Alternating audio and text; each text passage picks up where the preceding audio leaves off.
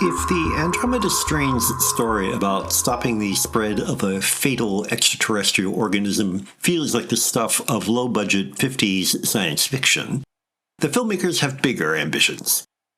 The situation is no more grounded than the average monster from outer space epic, but skill, money, and a cushion of supposedly hard science stake a claim to credibility. Whether you think the deluxe treatment improves on unpretentious exploitation material or merely slows it down, the film provides a shiny elaboration on a familiar format. Events are presented as if this is the real thing in a pseudo-documentary style. Given that Andromeda is based on a novel by former physician Michael Crichton, the scientific verbiage is presumably accurate, and there is even an opening title warning we are about to see previously classified information. Exploiting tedium as a sign of veracity, the action is grounded in nearly tactile physical detail and technical routine.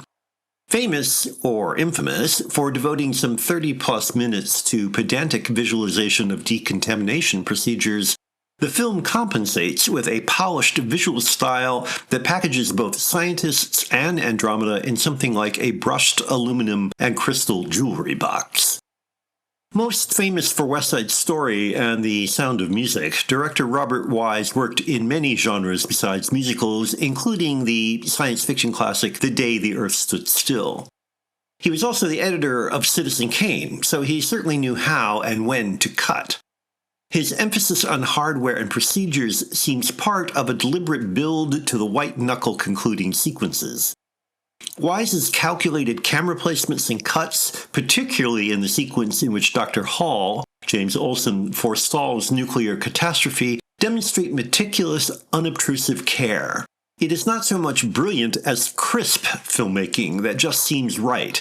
Even the gimmicky split screens that compress peripheral details into brief, almost impressionistic fragments. The weaker moments were probably included to demonstrate the story's quote-unquote relevance. At the start, for example, Dr. Dutton, David Wayne, is ready to retire out of worldly Wise disgust. His countercultural criticisms seem meant to demonstrate that the filmmakers are aware of things wider than their handsome Panavision frames. In keeping with this intention, the scientists' quote-unquote establishment antagonists, like the president's advisors, are buffoonish cartoons.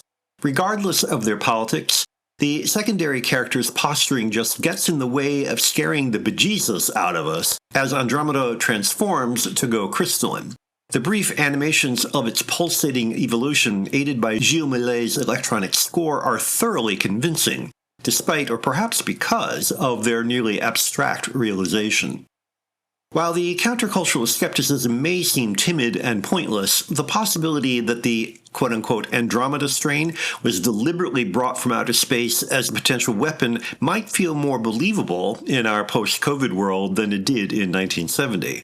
Ironically, the film ends on a warning that we should be ready for something potentially worse in the future.